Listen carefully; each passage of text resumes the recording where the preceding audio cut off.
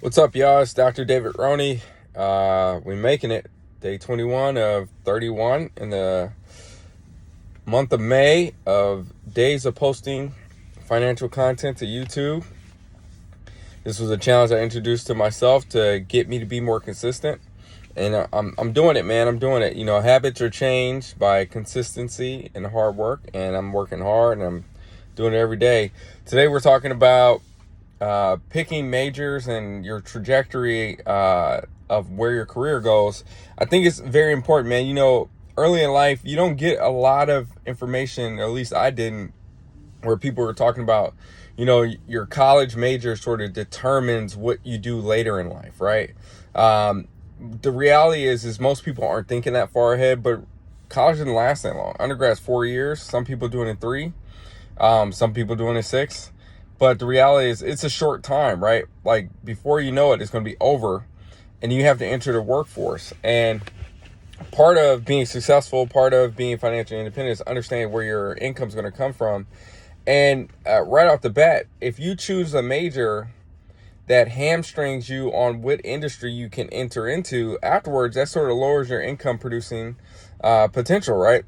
So right off the bat, I still tell people today, is choose a major that makes you happy in what you want to go into, but prepare for the industry you want to go into. So if you want to be a doctor, you don't have to major in biology, and you don't have to major in chemistry. You don't have to be pre-med, but you need to take the pre-med classes, right? You can major in, do something you love because you're going to do better at that. But at the same time, get your requisites, those prereqs required so that you can get into that field afterwards. Now, there's some industries, software development, programming, yada yada, mechanical engineering, electrical engineering. It used to be that if you got a bachelor's degree, you were good to go. Bam, right in. Nuclear engineering is still that way. Some of those fields, as more and more people go into them, they're becoming more and more competitive, and then sort of that shifts the degree requirement. Hey, get a master's, get a PhD to sort of make yourself competitive. But you have to know those things up front. Things like nursing, bam, 4-year degree, you're done, move on. The first 2 years are prereqs, and then you have to apply to nursing school that you can get in. But you have to understand these things are very, very important and understanding it, right? Because I saw an article the other day that talked about people were expecting to make 80 grand right off the bat when they graduated college. First off, they're delusional, right? 100% delusional. Most new grads aren't going to make 80 grand. There's very few fields that are going to pay you that much. Engineering will get you there, right? If you think that is going to be your starting salary, but you were majoring in underwater basket weaving or communications right off the bat, you need to know that that's not the case. You're probably going to be around the 40 to 50 range, if that. A lot of people I know who came out of college making 30 to 40. I made 42 coming out of college, right? And I had a degree in applied mathematics. You have to understand, is your degree that you're getting a sort of a stepping stone to another degree, or is it going to allow you to go directly into the industry that you want? A lot of jobs and a lot of careers requires OJT, on the job training, and you really don't get into that career without doing what amounts to an apprenticeship in that career. But those things are going to influence what you do. Now, majority of us aren't going to come out of college. We're not going to drop out of college and start a business.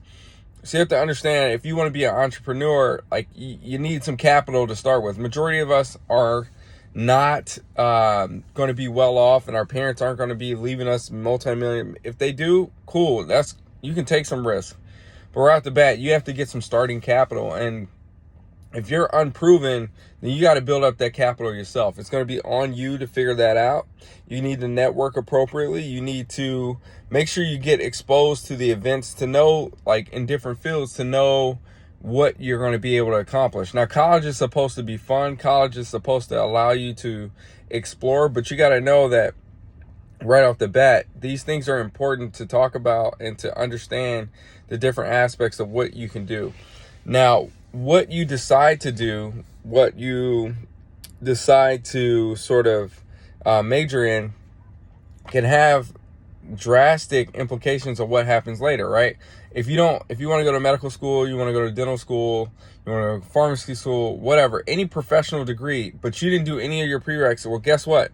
You're going to be required to go back to school for a little bit to do that stuff to get back to it. Now, if you understand that, hey, you want to go and you want to be in business, but at the same time you want an MBA, and you want to MBA is all about networking. So if you haven't gone and got some industry experience, it's going to be very hard to get into Harvard Business School, Wharton, and all these like high-end places, because they look at that. Do you have any life experience prior to going?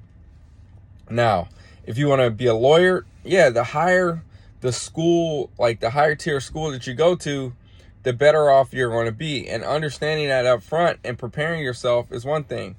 Now, if you are just like, I just want to be any type of lawyer, then go to any type of school. Yeah, you can do that. But just know, like, you got to prepare yourself. If you aren't preparing for that 4 years, right off the bat, you're kind of setting yourself up for failure. Part of being financially independent is having assets, and guess what? Education is an asset, right? That's something you can fall back on, and making sure that it's valuable, right? Don't waste your time in college. Anyway, I hope everybody's doing well. This is day 21. We're making it, man. I need to go get a haircut, as you can see. So I'm gonna sign off here. I hope everybody's doing well. Please hit that like and subscribe button. Follow me on Twitter at FISURGI, and I'll talk to you later. Peace.